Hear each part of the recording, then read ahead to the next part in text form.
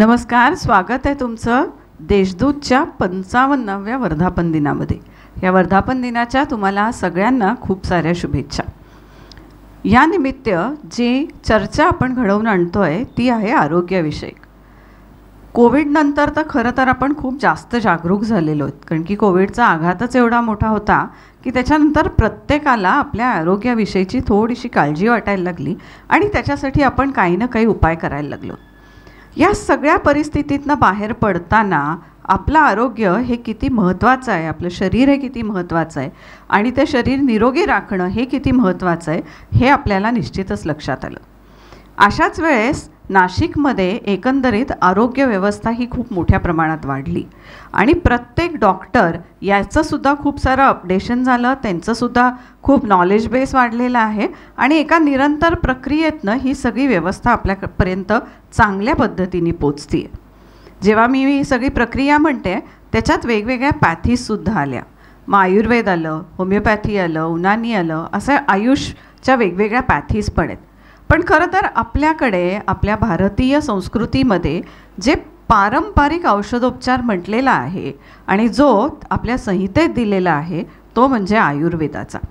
या आयुर्वेदमध्ये आपण काय काय करू शकतो? लोकांना खरं तर अशी बऱ्याच जणांना समज असते की आयुर्वेद म्हणजे काहीतरी काढे वगैरे देतात एवढंच.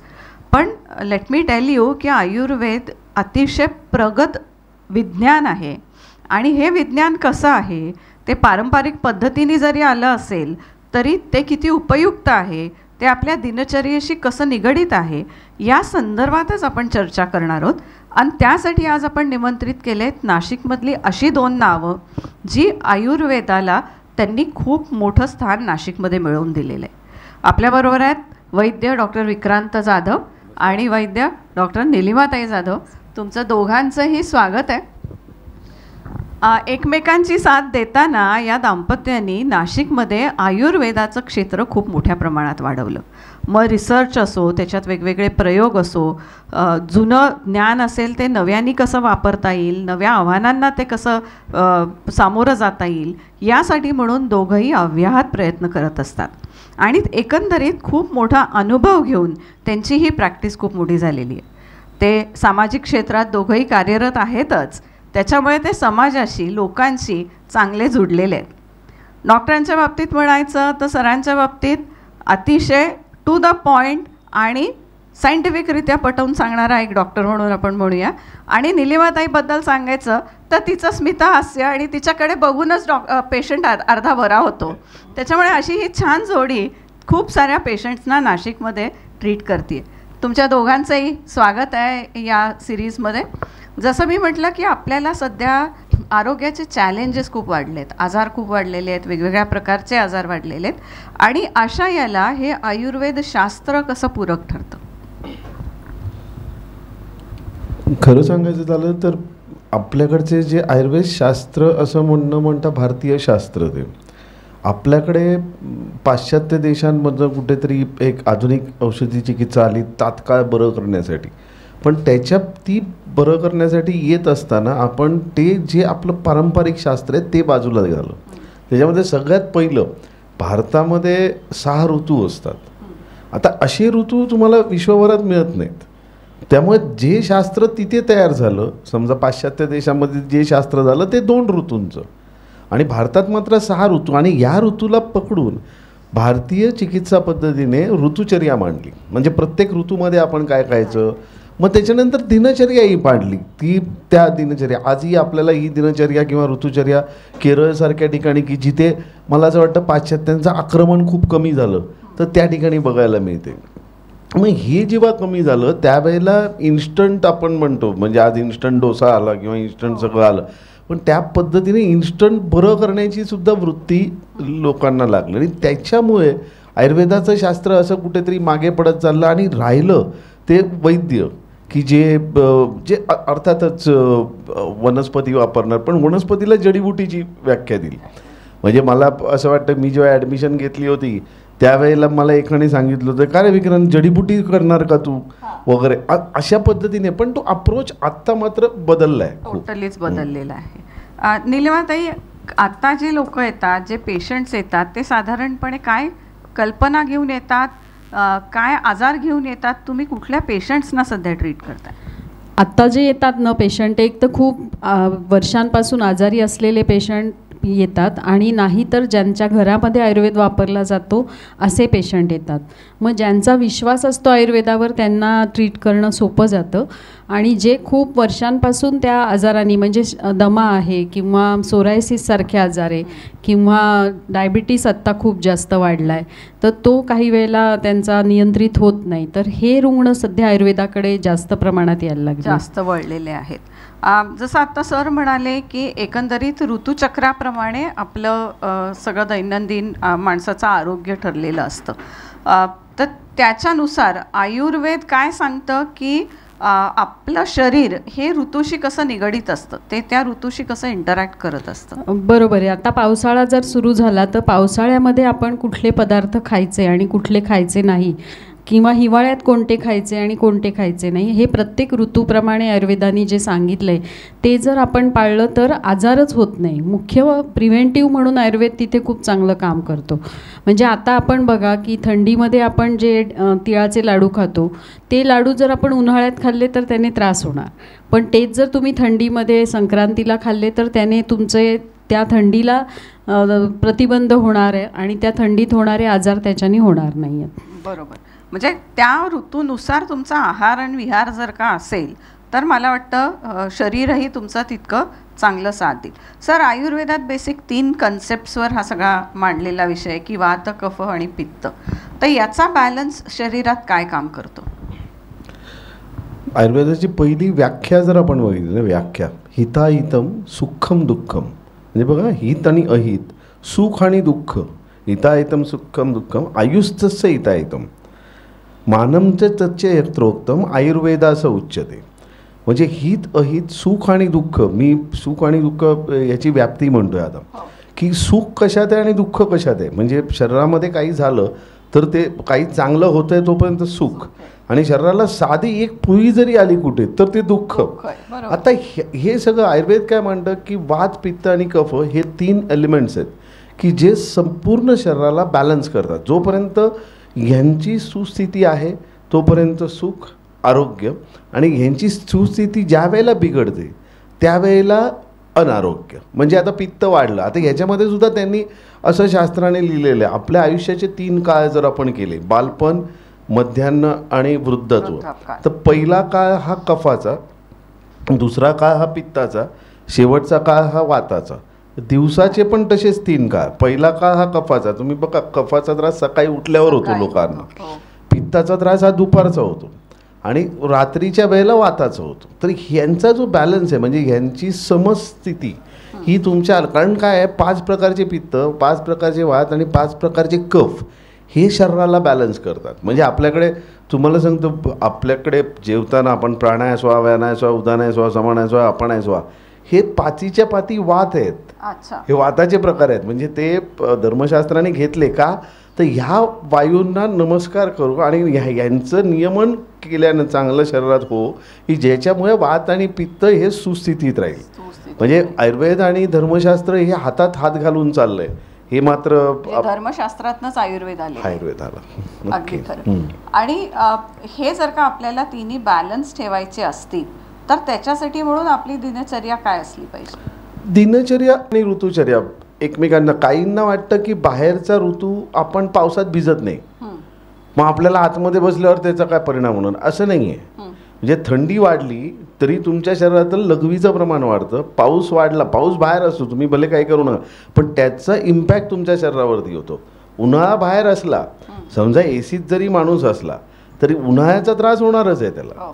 आणि उन्हाळ्याचा त्रास कुठे होणार आहे, तो बसला तरी तो थंड पाणी पिणार आहे. तर इथे हे जो आहे ना, हा इम्बॅलन्स आहे. त्याच्यामुळे दिनचर्येमध्ये एकदम सगळं, म्हणजे आपल्याकडे दिनचर्येमध्ये तर घरातून बाहेर पडताना आईवडिलांचे आशीर्वाद घ्यायचे, आपल्या वृद्धांचे आशीर्वाद घ्यायचे पाया पडून, हे दिनचर्येमध्ये सांगितलेलं आहे.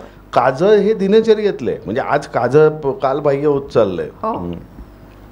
संध्याकाळी बघा ना, दिव्या दिव्या दीपककार हे दिनचर्येतलं आहे संध्याकाळ. आणि सूर्यास्ताच्या वेळेला जेवण हे दिनचर्येतलं आहे. म्हणजे सकाळी तुम्ही जेवण, आता तुम्ही जर ही सगळी दिनचर्या आपण पाहिली तर सूर्यास्तानंतर किंवा सूर्यास्ताच्या वेळेला घेतलेलं जेवण म्हणजे तुमची दोष समस्थितीत असतात, त्याच्यानंतर तुमचं जेवण पचतं पण व्यवस्थित आणि तुम्हाला दुसऱ्या दिवशी सकाळी भूक पण लागते. हा सगळा दिनचर्येतला विचार जो आहे ना, की दिनचर्येमध्ये आणखी विचार आहे ऋतूप्रमाणे भाज्या. आता ऋतू जो आहे, समजा पावसाळा आहे, पावसाळ्यामध्ये पालेभाज्या टाळाव्यात. म्हणजे किंबहुना आज लक्षात घ्या, भाज्यांचं शास्त्र हे परदेशातून आपल्याकडे आलं, पण आपल्या शास्त्रामध्ये पालेभाज्या हे कनिष्ठ सांगितले. परदेशातून आलं का, तर परदेशामध्ये ते सतत मांसाहार खातात, म्हणून मग तिथे व्हेजिटेरियन चळवळ आली. आपल्याकडे तसं नाही. 5 लिटर पाणी पिण्याची पद्धत आयुर्वेद शास्त्राला मान्य नाही. कोणी प्रकृतीप्रमाणे प्यावं. म्हणजे आपलं बारीक असेल माणूस तर त्याने भरपूर पाणी प्यावं, जाड असेल तर जेवणाच्या आधी प्यावं, जेवणानंतर कोउष्ण पाणी प्यावं, कारण कफाचा काळ असतो, त्यामुळे गरम पाणी जर तुम्ही प्यालात तर तुमचे वात कमी व्हायला मदत होते. उषप्पान जे सांगितलंय, खरं तर उषप्पान सकाळी उठल्यानंतर पाणी पिणं, तर उषप्पाने 50 ml ते 75 ml सांगितलंय, लोटाभर नाही सांगितलंय, की जेणेकरून जी स्थिती असते दोषांची ती उषप्पान गरम पाणीने दोष सुस्थितीत आणावे. तर दिनचर्येचा जर विचार केला तर मला असं वाटतं प्रकृतीप्रमाणे दिनचर्या एक तर ठरवता येते, पण जनरलाइज दिनचर्या जी आहे ती आपण जर पाहिली ऋतूप्रमाणे तर ती खूप चांगली. भारतीय शास्त्राकडे ते आहे, कारण भारतामध्ये आपण म्हणतो 10 कोसावरती मसाले पण बदलतात. तर हे जे मसाले आहेत हे पूर्वजांनी त्या गावाच्या आरोग्य स्थितीसाठी निर्माण केलेले मसाले. हवा, तिथलं माती, तिथली पाणी, हे याच्यानुसार ते सगळं बदललेलं. म्हणून तर म्हणणं दुष्यम देशम बलम कालम प्रकृती अनिलम वया. म्हणजे दुष्य म्हणजे तुमचं शरीर, देशम कुठच्या देशामध्ये आहे ते, बलम तुमचं बळ काय आहे, कालम काळ कुठचं आहे, प्रकृती तुमची प्रकृती काय आहे, अनिलम म्हणजे वायू, वायूला खूप मोठं स्थान आहे बघा, वाताचं तिथे काय, आणि वया तुमचं वय किती आहे. साहजिकच याच्यात सगळंच आलं, सगळंच इक्वेशन इथे बसतं, सगळं एव्हरीथिंग कम्स इन दॅट. म्हणजे तिकडनं प्रकृती, तिकडनं सगळं दिनचर्या, ऋतुचर्या, असं सगळंच आलं. अगदी खरं. निलिमाताई, हे इतकं सगळं सोपं गणित सर सांगताना ते खूप सोपं वाटतंय, पण ते करायला मात्र फारच अवघड असतं. कारण की आपल्याला काही चवी असतात, काही आपले मूड्स असतात, काही आपल्या समोर असलेले अन्नपदार्थ असतात, आणि त्याच्याने आपण आपला आणि किंवा आता बदललेली दिनचर्या असते की आपण ज्या पद्धतीचं काम करतो, ज्या पद्धतीचं आपण झोप, वेळ, मोबाईल, ह्या सगळ्यात आपलं आयुष्य अटकलेलं आहे. हे सगळं करत असताना तुम्ही काय सजेस्ट कराल की आयडियली तर हे सगळं बरोबर आहे, पण हे ॲडॅप्ट करताना आपण काय नियम किंवा काय पथ्य पाळावीत? हां, आता घरामध्ये 4 माणसं असताना प्रत्येकाला वेगवेगळी भाजी करणं तर शक्य नाही आहे. मग गृहिणीचं हे कर्तव्य आहे की त्या चौघांनाही त्रास होणार नाही असं काय वापरू शकतो. तर आपल्याकडे काही मसाल्यातले पदार्थ असे की जे तिन्ही दोषांना समस्थितीत ठेवतात. थोडक्यात म्हणजे आल्याचा वापर करू शकते ती गृहिणी, प्रत्येक ऋतूमध्ये करू शकते. की आल्याचा जर वापर केला तर पाचक पण राहतं ते, आणि वातनाशक पण आहे, पित्तनाशक पण आहे. तसंच जेवणानंतर जर प्रत्येकाने थोडं गरम पाणी प्यायलं तर सर म्हटले तसं की तिन्ही दोष ते कमी होतात. जागरणाचा जो आत्ता फार मोठा भाग सगळ्यांच्याच म्हणजे प्रत्येक वयोगटाला आता हा भेडसावतोय, तर जागरण करणं तर भाग आहे. कोणी 8ला आता झोपू शकत नाही, तर जागरण जर होत असेल तर रात्री झोपताना तुम्ही शुद्ध तूप खाऊन झोपलात तर हा जागरणाचा त्रास होणार नाही. तुपानी काय होतं? तुपानी पित्तशमन पण होतं आणि वातशमन पण होतं. तर जे जागरणाने वाढणारं पित्त आहे ते ह्या तुपानी, आणि हे सहज उपलब्ध आहे, प्रत्येकाच्या घरात आहे. फक्त मी असं सांगेन की घरी केलेलं तूप आपण वापरावं, म्हणजे आपण ते त्या प्रोसेसनी केलेलं असतं. तर आयुर्वेदाला जे अपेक्षित आहे ते लोण्यापासून केलेलं तूप अपेक्षित आहे. आता बाहेर मिळतं ते बऱ्याच वेळेला क्रीमपासून तयार केलेलं तूप असतं, मग त्याच्याने वजन वाढणं किंवा बाकीचे दुष्परिणाम होतात. तर म्हणून हे साधे जर उपाय आपण सगळेच करू शकतो. किंवा भाज्यांचा आणि फळांचा वापर, असं लक्षात येतं आता की पनीरसारखी भाजी सध्या आठवड्यातनं 4 वेळा लोक खातात. खरं तर ती भाजी नाही आहे. म्हणजे मी सगळ्या पेशंटला म्हणते की ती झाडाला थोडीच येते, तर ती भाजी नाही आहे. तर पनीरचा वापर कमीत कमी जर केला तर पचनाचे खूप आजार कमी होतील. सगळ्या प्रकारच्या ज्या भाज्या ज्या ऋतूमध्ये मिळतात त्या ऋतूमधल्या भाज्या त्याच ऋतूत खाल्ल्या गेल्या पाहिजे. म्हणजे आता आपण जे फ्रोझन वापरतोय ते पण त्रासदायक आहे, पचायला ते जड असतं. तीच गोष्ट फळांची आहे की त्या सीझनमध्ये येणारी फळं तुम्ही खाल्ली पाहिजे. आपण आंबा आवडीने जर थंडीत खाल्ला तर तो चालणार नाही. तो मिळतोय म्हणून खाणं हे चुकीचं आहे. तो केव्हा येतोय हे महत्त्वाचं आहे. तर ह्या ज्या साध्या गोष्टी आहेत त्या जर पाळल्या तर नक्कीच सगळ्यांना फायदा होऊ शकतो. सर, तुम्ही म्हणाले की आपण जर का माणसाचं आयुष्य 3 भागात विभागलं की लहान मुलं, ॲडल्ट्स आणि वृद्धापकाळ, तर मुलांसाठी म्हणून आपण आयुर्वेद काय काय मदत करू शकतो मुलांना? म्हणजे आपल्याकडे तर मूल गर्भात असल्यापासून सुद्धा त्याच्यावर उपचार होऊ शकतात किंवा त्याला पोषक असं काही आपण देऊ शकतो. तर त्या लहान मुलासाठी म्हणून आयुर्वेद कसं मदत करतो? मुलांच्या बाबतीत मला सांगायला आनंद वाटतो की गेल्या एक तपापासून म्हणजे 12 वर्षापासून गर्भसंस्कार नावाचं जी गोष्ट आपल्या संस्काराने सांगितलेली आहे ती लोक अवलंबत आहेत.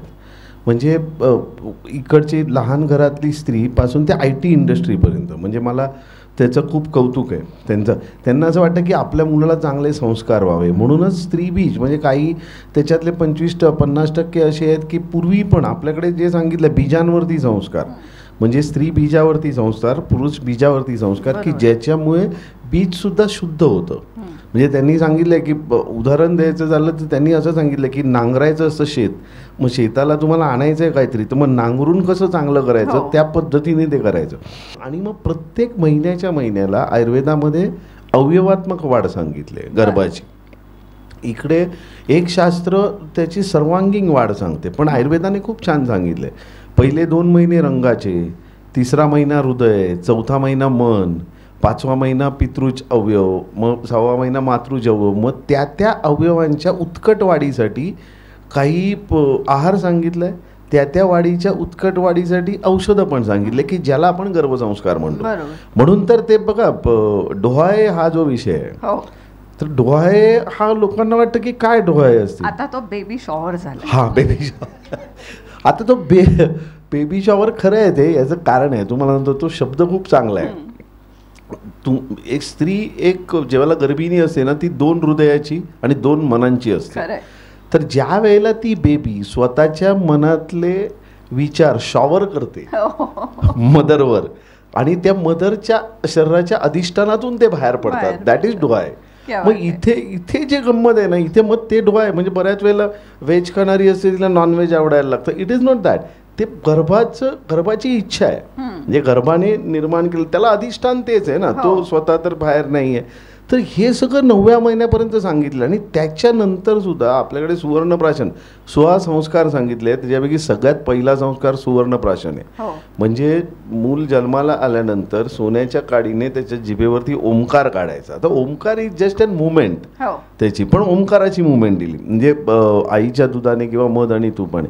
कशासाठी दिली? कारण सुवर्ण हे शरीरात विष नाही ठेवत, म्हणून मग त्याच्या बरोबरीने जे काय आपण म्हणतो ना बॅक्टेरिया, व्हायरसेस किंवा काय आलेले असतील टॉक्सिक आयटम्स, ते सगळे पोटावाटे निघून जायचे. आणि मग तो सुवर्ण संस्कार आपल्याकडे सांगितलाय. पण आपल्याकडे असंही म्हणतात ना, लहान मुलांना पाणी देताना त्याच्यात काहीतरी सोन्याची वस्तू टाकून ते पाणी द्या, तो सुवर्ण संस्कार आला. म्हणजे आपल्याकडे एक फक्त गैरसमज काही लोकांचा आहे की मुलांना खायला देऊ नये, तर असं नाही आहे. ते आपल्याकडे मध आणि तूप सांगितलेले आहेत की ज्या वेळेला तुम्ही बाळगुटी देतात, तर बाळगुटी सुरुवातीला आईच्या दुधातून द्यायची आहे.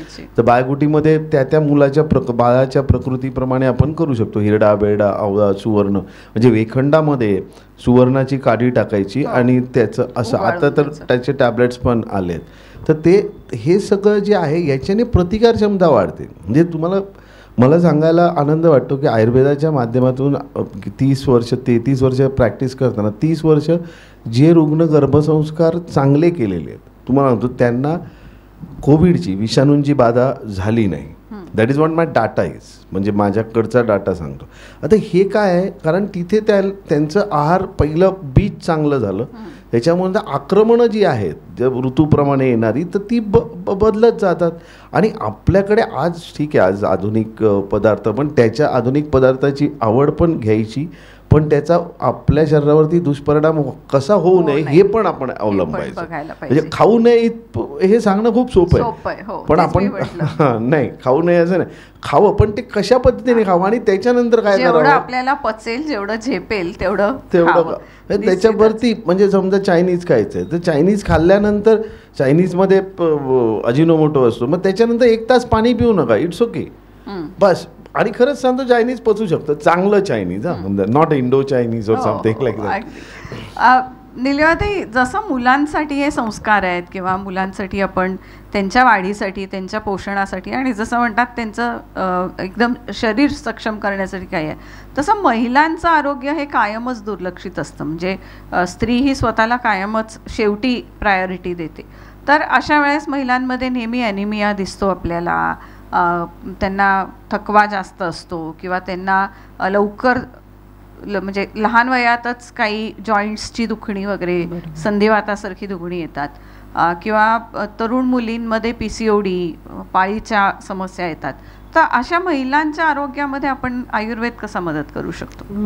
हो, या महिलांच्यासाठी पण आयुर्वेदामध्ये एकतर चांगली औषधं पण आहेत आणि आहारामध्ये मुख्य त्यांनी विचार केला पाहिजे की सगळ्यात पहिले स्वतःला जेव्हा भूक लागते तेव्हा खाणं गरजेचं आहे. सगळ्यात महत्त्वाचं स्त्रियांकडनं चूक अशी होते की सगळ्यांचं झालं की ती सगळ्यात शेवटी खाते आणि तोपर्यंत तिची भूक मरून गेलेली असते आणि त्याच्यामुळे दुष्परिणाम व्हायला सुरुवात होतात. तर सगळ्यात पहिले तुम्हाला जेव्हा भूक लागते तेव्हा तुम्ही खा, किंवा सकाळी तुम्ही एक फळ तरी खा. म्हणजे कामाच्या गडबडीमध्ये वेळ नाही किंवा ऑफिसला जाताना वेळ नाही म्हणून बायका फक्त स्वतःचा डबा भरून निघून जातात आणि मग कधीतरी 1-1:30ला जेवतात. तर सकाळी खजुरासारखे पदार्थ खाऊ शकतात की जे पटकन खाता येतात आणि ज्याने त्यांचा रक्त वाढण्यास मदत होते. नंतर पाळीच्या ज्या तक्रारी असतात तेव्हा त्या दुर्लक्ष करतात, खूप जास्त होईपर्यंत डॉक्टरकडे जात नाही. तर मी असं म्हणेन की सुरुवातीलाच तुम्ही जर डॉक्टरकडे गेलात तर ते आजार वाढणार नाही. दुसरी गोष्ट की पाळीची नियमितता, ह्याच्याकडे पण खूप दुर्लक्ष होतं आहे हल्ली. म्हणजे तरुण मुलींच्या बाबतीमध्ये त्यांना असं वाटतं की नाही आली 2-3 महिने पाळी तर बरंच आहे, कुठे डोक्याला त्रास, पण ते मग PCOD किंवा अजून दुसऱ्या ह्याच्यामध्ये कन्व्हर्ट होतं. तर ते शरीराचा तो एक धर्म आहे आणि ते रेग्युलर येणं हे गरजेचं आहे. हे लक्षात घेऊन त्याच्यावर ताबडतोब इलाज केला तर होतं. बऱ्याच वेळेला हे लक्षात येतं की ही अनियमितता येण्याचं कारण त्यांची लाईफस्टाईल हे असते की चुकीच्या वेळेला जेवणं आणि चुकीच्या वेळेला झोपणं. स्ट्रेस हा पण महत्त्वाचा भाग आहे. तर स्ट्रेस कमी होण्यासाठी पण आयुर्वेदात जे मगाशी सर म्हणाले तसं की प्रज्ञापराध म्हणून एक वेगळा सेक्शन आहे की मग त्याच्यामध्ये तुम्ही काय वागावं आणि काय वागू नये हे सांगितलेलं आहे. मग त्याच्यामध्ये तुम्ही रोज स्तोत्र म्हणा, श्लोक म्हणा, तुमच्या घरातल्या मोठ्यांचा त्यांना नमस्कार करा किंवा त्यांचा आदर करा. ह्या अशा ज्या गोष्टी आहेत की ज्या आता होत नाही आहे. म्हणजे मला वाटत नाही की तरुण मुली कोणी एखादं स्तोत्र रोज म्हणतं आहे. म्हणजे देवासाठी नाही पण तुमच्या मनाच्या शांतीसाठी ते करणं गरजेचं आहे. किंवा मग आम्ही असं म्हणतो की तुम्ही कुठलं तरी एक तुमचा छंद जोपासा की रोज एक 15 मिनिटं तुमच्या स्वतःसाठी तुम्ही द्या. म्हणजे ती नोकरीचं किंवा काम म्हणून हॅपी हार्मोन्स एक्झॅक्टली. हां, तर त्याचा खूप परिणाम होतो की तुम्ही एक पेंटिंग करत असलात तर 10-15 मिनिटं पेंटिंग करा, एखादं गाणं ऐका, एखादं पुस्तक वाचा. ह्या गोष्टींचा पण खूप फरक पडतो, चांगला फरक पडतो. नक्कीच, निश्चितच. सर, या सगळ्यामध्ये, या उपचारांमध्ये म्हणजे जसं आता औषधं आलेली आहेत आयुर्वेदात, तर तसं पंचकर्माचा पण एक खूप मोठा रोल आहे आणि त्याच्याबद्दल कुतूहलही खूप लोकांना असतं आहे. तर नेमकं पंचकर्म म्हणजे काय आणि त्याच्यात कुठले कुठले उपचार केले जातात? मुळात म्हणजे पंचकर्म ही पंचशोधन प्रक्रिया आहे. आयुर्वेदातली जर फास्ट ॲक्टिंग ट्रीटमेंट आपण म्हणू, आयुर्वेदाच्या मूळ संहिता जी चरक संहिता त्याच्यामध्ये आणखी वाग्भटांनी त्याच्यावरती प्रोजेक्शन केलं. तर पंचकर्मामध्ये वमन, विरेचन, बस्ती, नस्य आणि रक्तमोक्षण. आता हे 5 आहेत ना, हे 5 घटक असे आहेत की आयुर्वेदाची चिकित्सा पद्धती बघितली, जे दोष वाढलेले आहेत त्यांना सुस्थितीत आणणं. आता हे अतिरिक्त वाढलेले असतील तर औषधांनी वेळ लागतो, म्हणून मग ताबडतोब करण्याची प्रक्रिया, त्याला सपोर्टिव्ह सिस्टीम आहे. सगळ्यात पहिलं पंचकर्म ही संपूर्ण चिकित्सा नव्हे तर ती सपोर्टिव्ह सिस्टीम आहे, म्हणजे चिकित्सेला पूरक असलेली. मग वमन म्हणजे काय की उलटी करणं. मग त्याच्यामध्ये आपण त्या व्यक्तीला औषधी तूप देतो 4-5 दिवस आणि त्याच्यानंतर उडदाचं वगैरे खायला घालून नंतर दुसऱ्या दिवशी त्या व्यक्तीच्या प्रकृतीप्रमाणे ठरवून, म्हणजे उसाचा रस असो, ज्येष्ठमध पाणी, असं करून त्याला कफ बाहेर काढायला लावतो. म्हणजे हा अतिरिक्त कफ बाहेर पडला. त्याच्यानंतर एक संसर्जन क्रम आहे की टप्प्याटप्प्याने त्याने 5व्या दिवशी जेवावं. आता हा कफ बाहेर पडल्यानंतर उरलेला कफ हा औषधांनी बरा करायचा आहे. ही कॉन्सेप्ट पहिली सगळ्यात मध्ये. आता विरेचन आहे, विरेचन पित्तासाठी आहे, म्हणजे जुलाब करायला देणं. परत एकदा संसर्जन. बस्ती ही चिकित्सा खूप सुंदर चिकित्सा आहे, ती वातासाठी आहे. बस्ती म्हणजे मेडिकेटेड एनिमा आहे तो. त्याच्यामध्ये 2 प्रकारचे आहेत, एक तर तेलाचा दिला जातो आणि काड्याचा दिला जातो. तो व्यक्ती प्रकृतीप्रमाणे. पण मेंदूच्या विकारांसाठी, मणक्यांच्या विकारासाठी बस्तीचा खूप चांगला उपयोग होतो. तर रक्तमोक्षण आहे. रक्तमोक्षण इज इन ब्लड लेटिंग.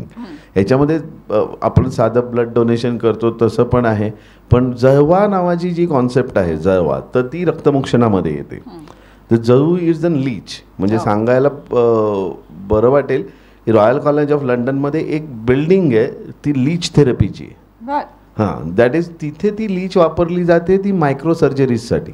कारण लीच रक्त शोषून घेते. सो इट कॅन, त्याच्यामध्ये हिरुडीन असतं, तर त्याच्यामध्ये क्लॉट नाही होत. आणि ते बारीक रक्त शोषण्याची प्रक्रिया आज विज्ञानाला जमलेली नाही आहे, ती लीचलाच माहिती आहे. तर लीचेस आर यूज ते त्वचारोगांसाठी. आणि त्याच्यानंतर ही जी आहे म्हणजे, आणि नस्य म्हणजे मानेच्या वरती व्याधींसाठी, म्हणजे नाक, डोळे, ह्याच्यासाठी. तर ही त्याला पूरक चिकित्सा आहे, पण ही संपूर्ण चिकित्सा नव्हे, हे ध्यानात घेतलं पाहिजे. पण त्याने तुम्हाला दोषांना बाहेर काढून आपल्याला पेशंटला बरं वाटतं. म्हणजे त्याच्या अगोदरचं समजा स्नेहन स्वेदन आहे, म्हणजे तेल लावून त्याला वाफ देणं, तर मणक्यांच्या विकारांना किंवा ह्यांना ते फील बेटर. म्हणजे अशी ही पंचकर्म म्हणजे पंचशोधन चिकित्सा आहे. म्हणजे मला वाईट वाटतं की काही लोक त्याला असं म्हणतात की आपण डिटॉक्सिफिकेशन, नाही, दॅट हा शब्द, या शब्दाला माझा वैयक्तिक शास्त्रीयाचा विरोध आहे. डिटॉक्सिफिकेशन नाही, काही लोक सर्व्हिसिंग पण म्हणतात, तर ते पण नाही. तुमचा व्याधीशी संबंधित आहे ते कफ. आणि नॉर्मल याच्यासाठी सुद्धा, म्हणजे हेल्दी लिव्हिंगसाठी त्या ऋतूमध्ये जिथे दोष वाढतात, म्हणजे थोडक्यात वमन करायचं झालं तर फेब्रुवारी मार्च नैसर्गिक वाढतात, मग तिथे तुम्ही हेल्दी लिव्हिंगसाठी ती अडॉप्ट करू शकता. धारा पण करतात याच्यात. धारा शिरोधारा ही पंचकर्माच्या पूर्वकर्मामध्ये येते. अच्छा. हां, शिरोधारा ही कॉन्सेप्ट कुठून घालली तर ॲक्च्युली हे जे आहे वॅझिव्ह ट्रीटमेंट आहे. म्हणजे वमन, विरेचन ही वॅझिव्ह आहे. तुम्हाला काहीतरी धारा म्हणजे झोपून आपल्या याच्या मध्यावरती तिकडे आपण औषधी तेलाची किंवा धारा देतो 45 मिनिट. तर ही मनाशी संबंधित आहे. म्हणजे मानसिक विकारांसाठी किंवा स्ट्रेससाठी ही, त्याच्याबरोबरीने केसातल्या कोंड्यासाठी सुद्धा शिरोधारा महत्त्वाची आहे. म्हणजे ही शिरोधारा, शिरोलेपन, शिरोबस्ती, हे सगळे जे प्रकार आहेत हे मनाशी आहेत. आणि तिथे त्या रुग्णाचं किंवा त्या व्यक्तीचं कॉन्सन्ट्रेशन की एकाग्रता खूप लागते. कारण 45 मिनटं ज्या वेळेला मध्यांवरती तुमच्यावरती, तर त्या तेलाचा मस्तिष्कावरती होणारा परिणाम आणि नंतर त्याच्या शरीरावरती होणारा म्हणजे वात कमी होतो. लक्षात घ्या, वात कमी करणं, तूप तेल वसा मज्जा, तर तूप तेलाचा वापर तिथे केला गेलेला आहे. आणि आज भारतामध्ये शिरोधारा खूप चांगल्या पद्धतीने ॲज अन स्ट्रेस ट्रीटमेंट म्हणून गाजते सध्या. त्याचा बऱ्याच ठिकाणी उल्लेख येतो, म्हणून मी खास करून ते विचारलं. जसं आता सरांनी सांगितलं की पंचकर्म ही पूरक ट्रीटमेंट आहे, it is not a whole of the treatment. त्याच्याबरोबर आयुर्वेदातला आहार विहार, औषधी हे सगळं चालू असलं पाहिजे. जसं आयुर्वेद वेगवेगळ्या घटकांना मदत करू शकतोय, तसं वृद्धापकाळात म्हणजे हे खूप एक जेरियाट्रिक हा खूप मोठा इश्यू आहे.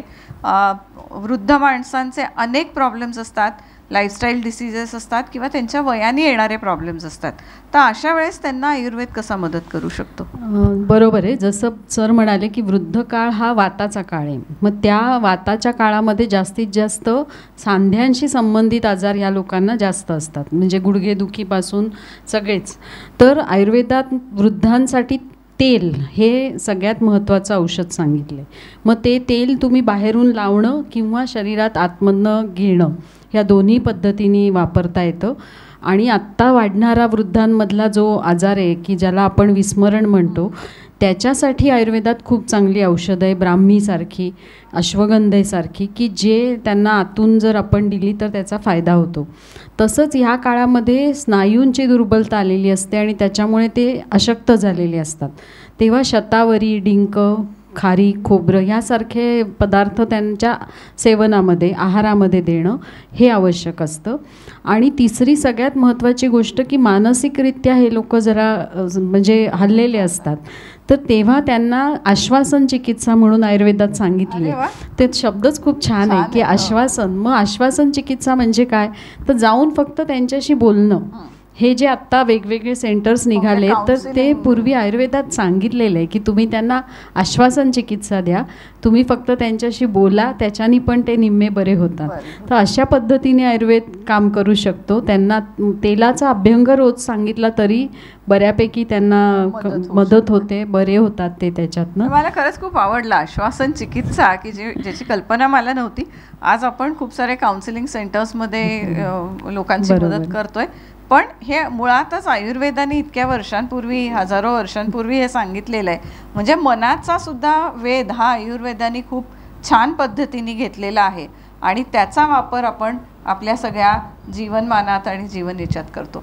सर, जाता जाता मला एवढं एक सांगा की काही जसं सुरुवातीला ताई म्हणाली की काही क्रॉनिक डिसीजेस असतात की बरेच असतात, कॅन्सर असतात, ब्लड प्रेशर असतं आहे, तुमचं डायबिटीज असतं आहे, तर अशा याच्यात बऱ्याच वेळा जी ट्रीटमेंट चालू असते त्याच्याबरोबर आयुर्वेद म्हणून सुद्धा लोक बरोबरीने घेतात. तर अशा ट्रीटमेंट्समध्ये आयुर्वेद किती फायदेशीर होऊ शकतं?